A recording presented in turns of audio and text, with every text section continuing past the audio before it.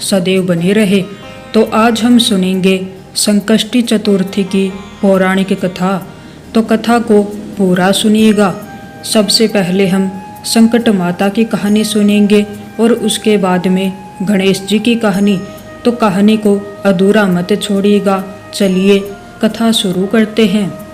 एक राजा था, उसके कोई संतान नहीं थी। वह बहुत दुखी रहा करता था। एक दिन राजा अपने घर के दरवाजे पर बैठा था। उधर से एक बंगीन निकली तो उसने दूसरी औरत से कहा, आज सुबह से निर्वंशी का मुँह देखा है, देखो दिन कैसा बीतता है। राजा ने यह बात सुन ली। वह महल में आकर चुपचाप लेट गया। सभी रानियां आई और राजा से बोली, राजा उठिए, खाना खाइए। पर राजा न उठा। उसने कहा, मेरा इतना बड़ा राज है, इतनी रानियां हैं, पर बिना पुत्र के एक बंगीन मुझे बातें कह गई। महल में सभी लोग दुखी हो गए, पर छोटी रानी की दासी बड़ी चालाक थी। उसने छोटी रानी से कहा, राजा बहुत दुखी हैं, हम जो कुछ करती जाएं तुम चुपचाप देखती जाओ, राजा का दुख दूर हो जाएगा। उसने जाकर राजा से कहा, राजा जी उठिए, भोजन करिए, छोटी रानी गर्भवती है। राजा बड़ा खुश हुआ और उठकर खाना खाया और 9 महीने तक पुत्र होने का इंतजार करने लगा। एक दिन दासी ने कमरे में चारों तरफ पर्दे बांध दिए और राजा से बोली, पुत्र हुआ है। राजा ने खूब उत्सव मनाया, खूब धन बांटा। दासी से बोले, मुझे पुत्र दिखाओ। दासी ने कहा, उसके गुण खराब हैं, पसंद में देखना। छोटी रानी बड़ी दुखी थी। उसने दासी से कहा, जब राजा को तुम्हारे झूठ का पता चलेगा तो तुम्हें भी मरवा देंगे और मुझको भी। दासी ने कहा, रानी देखते जाइए। जब पसनी का समय आया तो राजा ने कहा, दासी अब तो दिखाओ। दासी ने कहा, राजा अब मुंडन में देखना। राजा मान गए। अब मुंडन का भी समय आ गया। खूब धूमधाम से तैयारी हुई। राजा ने फिर दासी से कहा, अब तो दिखाओ। दासी ने कहा, अब राजा सीधे ब्याह में देखना। राजा गुस्सा होने लगे तो दासी बोली, हाय क्या ग्रह खराब थे, तभी नहीं दिखाया। आपका लड़का है, कुछ ही दिन की बात है, ब्याह में देख लेना। छोटी रानी दुखी रहने लगी। 16 साल बाद राजा के यहाँ शादियाँ आने लगी। राजा ने दासी से कहा, अब हम राजकुमार की शादी करेंगे। दासी ने कहा, शादी पक्की करिए, पर मैं भी राजकुमार के साथ डोले पर चलूँगी। शादी तय हो गई। बारात सजने लगी। राजा बोला, दासी अब तो राजकुमार को दिखाओ। दासी बोली, द्वार 4 में देखना। राजा फिर चुप हो गए। दासी ने एक बड़ी थाली में तिल और गुड़ मिलाकर एक लड़का बनाया और उसको ढक कर डोले में बैठाकर बारात में चल दी। छोटी रानी दुख से बार बार बेहोश हो जाती थी और कहती, यह दासी राजा की बेइज्जती कराएगी। बारात चली जा रही थी। लोग थक कर एक जगह विश्राम करने लगे। दासी का डोला एक पीपल के चबूतरे पर रख दिया गया। दासी नहाने तालाब में चली गई। उसी पेड़ के नीचे संकट देवी बैठी थी। संकट देवी ने देखा डोले के आसपास चींटी लगी हैं और आ जा रही हैं। उन्होंने डोला खोलकर देखा तो थाली से तिल गुड़ निकाल करके खा लिया। संकट देवी को बहुत अच्छा लगा, मीठा मीठा। धीरे धीरे देवी ने सब गुड़ तिल खा डाला।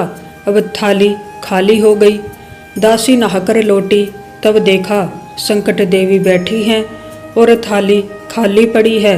अब क्या था? दासी संकट माता के पैर पकड़कर जोर जोर से रोने लगी। बोली, मेरा बेटा लिया है, मेरा बेटा देओ। थाली में मेरा बेटा पड़ा हुआ था, उसको तुमने खाया है। अब मुझे बेटा देओ, तभी पैर छोड़ूंगी। अब संकट माता बड़े संकट में फंस गई। उन्होंने कहा, अच्छा पैर छोड़ो, और बेटा ले लो। 16 साल का सुंदर कंवर संकट देवी ने दे दिया। दासी बहुत प्रसन्न हुई। बारात दरवाजे पहुंची। राजा ने कहा, दासी अब तो समय आ गया है, राजकुमार को दिखाओ। दासी ने पालकी से पर्दा हटा दिया। राजा राजकुमार को देखकर दंग रह गए और बोले, इतना सुंदर था, इसीलिए तो तुमने मुझे दिखाया नहीं। खूब धूमधाम से शादी हुई। जब बारात वापस आई, छोटी रानी दुख से बेहोश पड़ी थी। जाने क्या हुआ होगा। जब बारात दरवाजे पर आई तब दासी दौड़ कर आई और छोटी रानी से बोली, राजकुमार और बहू का परछन करो चल के। रानी लड़के और बहू को देखकर फूली न समाई। दासी ने कहा, रानी हम 1.25 पैसेरी का लड़का बनाकर ले गई थी, तुम 1.25 मन का तिल गुड़ का बनाकर सबको प्रसाद बांटो। संकट माता की कृपा से तुम्हें पुत्र मिला है। आइए अब हम गणेश जी की कहानी सुनते हैं।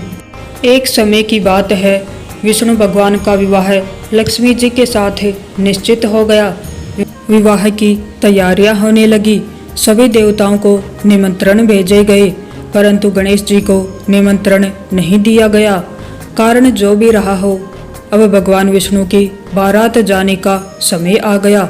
सभी देवता अपनी पत्नियों के साथ विवाह समारोह में आए। उन सब ने देखा कि गणेश जी कहीं दिखाई नहीं दे रहे हैं। तब वे आपस में चर्चा करने लगे कि क्या गणेश जी को न्योता नहीं दिया है या स्वयं गणेश जी ही नहीं आए हैं। सभी को इस बात पर आश्चर्य होने लगा। तब सबने विचार किया कि विष्णु भगवान से ही इसका कारण पूछा जाए। विष्णु भगवान से पूछने पर उन्होंने कहा कि हमने गणेश जी के पिता भोलेनाथ को न्योता भेजा है। यदि गणेश जी अपने पिता के साथ आना चाहते तो आ जाते, अलग से न्योता देने की कोई आवश्यकता भी नहीं थी। दूसरी बात यह है कि उनको 1.25 मन मूंग, 1.25 मन चावल, 1.25 मन घी और 1.25 मन लड्डू का भोजन दिन भर में चाहिए। यदि गणेश जी नहीं आएंगे तो कोई बात नहीं, दूसरे के घर जाकर इतना सारा खाना पीना अच्छा भी नहीं लगता। इतनी वार्ता कर ही रहे थे कि किसी एक ने सुझाव दिया, यदि गणेश जी आ भी जाएं तो उनको द्वारपाल बनाकर बैठा देंगे कि आप घर की रखवाली रखना। आप तो चूहे पर बैठकर धीरे धीरे चलोगे तो बारात से बहुत पीछे रह जाओगे। यह सुझाव भी सबको पसंद आ गया तो विष्णु भगवान ने भी अपनी सहमति दे दी। होना क्या था कि इतने में गणेश जी वहां आ पहुँचे और उन्हें समझा बुझाकर घर की रखवाली करने बैठा दिया। बारात चल दी। तब नारद जी ने देखा कि गणेश जी तो दरवाजे पर ही बैठे हुए हैं, तो वे गणेश जी के पास गए और रुकने का कारण पूछा। गणेश जी कहने लगे कि विष्णु भगवान ने मेरा बहुत अपमान किया है। नारद जी ने कहा कि आप अपनी मूषक सेना को आगे भेज दो तो वह रास्ता खोद देगी, जिससे उनके वाहन धरती में फंस जाएंगे। तब आपको सम्मान पूर्वक बुलाना ही पड़ेगा। अब तो गणेश जी ने अपनी मूषक सेना जल्दी से आगे भेज दी और सेना ने जमीन पोली कर दी। जब बारात वहां से निकली तो रथों के पहिए धरती में धंस गए। लाख कोशिश करे परंतु पहिए नहीं निकले। सभी ने अपने अपने उपाय किए परंतु पहिए तो नहीं निकले, बल्कि जगह जगह से टूट गए। किसी की समझ में नहीं आ रहा था कि अब क्या किया जाए। तब तो नारद जी ने कहा, आप लोगों ने गणेश जी का अपमान करके अच्छा नहीं किया। यदि उन्हें मनाकर लाया जाए तो आपका कार्य सिद्ध हो सकता है, यह संकट टल सकता है। शंकर भगवान ने अपने दूत नंदी को भेजा और वे गणेश जी को लेकर आए। गणेश जी का आदर सम्मान के साथ पूजन किया। तब कहीं जाके रथ के पहिए निकले। अब रथ के पहिए निकल तो गए परंतु वे टूट फूट गए तो उन्हें सुधारे कौन। पास के खेत में खाती काम कर रहा था, उसे बुलाया गया। खाती अपना कार्य करने के पहले श्री गणेशाय नमः कहकर गणेश जी की वंदना मन ही मन करने लगा। देखते ही देखते खाती ने सभी पहियों को ठीक कर दिया। तब खाती कहने लगा कि हे देवताओं, आपने सर्वप्रथम गणेश जी को नहीं मनाया होगा और न ही उनका पूजन किया होगा, इसीलिए आपके साथ यह संकट आया है। हम तो मूर्ख अज्ञानी हैं, फिर भी पहले गणेश जी को पूजते हैं, उनका ध्यान करते हैं। आप लोग तो देवतागण हैं, फिर भी आप गणेश जी को कैसे भूल गए। अब आप लोग भगवान श्री गणेश जी की जय बोलकर जाएं तो आपके सब काम बन जाएंगे और कोई संकट भी नहीं आएगा। ऐसा कहते हुए बारात वहां से चल दी। विष्णु जी का लक्ष्मी जी के साथ विवाह संपन्न करा के सभी सकुशल घर लौट आए। हे गणेश जी महाराज, आपने जैसे विष्णु जी के काज को सही किया, वैसे ही सभी के कार्य को सिद्ध करना। कहानी अधूरी हो तो पूरी करना, पूरी हो तो मान करना। तो ये थी संकष्टी चतुर्थी की